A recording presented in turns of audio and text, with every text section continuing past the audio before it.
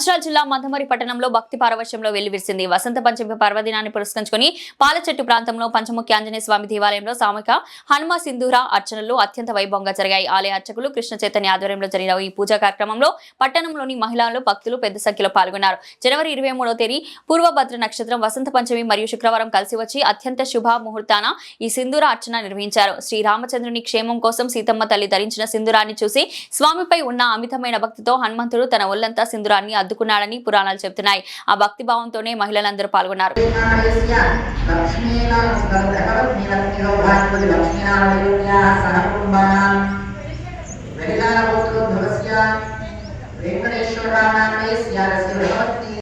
జై శ్రీమన్నారాయణ, జై శ్రీరామ్.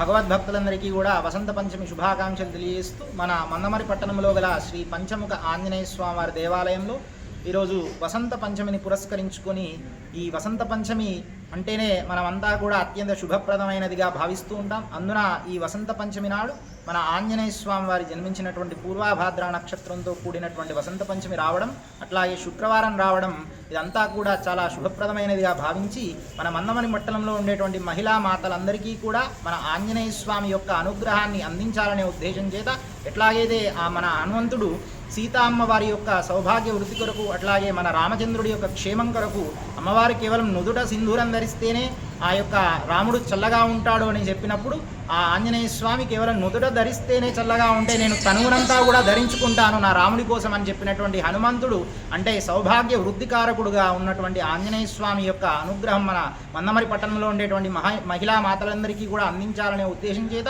ఈ రోజున సామూహికంగా మహిళా మాతల చేత స్వామివారికి ప్రీతి అయినటువంటి సింధూర అర్చన కార్యక్రమాన్ని ఏర్పాటు చేయడం జరిగింది. ఇందులో భక్తులందరూ కూడా మహిళలు చాలా చక్కగా సామూహికంగా చాలామంది పాల్గొంటున్నారు. వారందరికీ కూడా సాక్షాత్తుగా ఉన్నటువంటి మన పంచముఖ ఆంజనేయ స్వామి అట్లాగే సీతారామచంద్ర స్వామి వారి యొక్క అనుగ్రహం ఉండాలని చెప్పి మన ప్రాంతమంతా కూడా సుభిక్షంగా ఉండాలని తెలియజేస్తూ జై శ్రీమన్నారాయణ.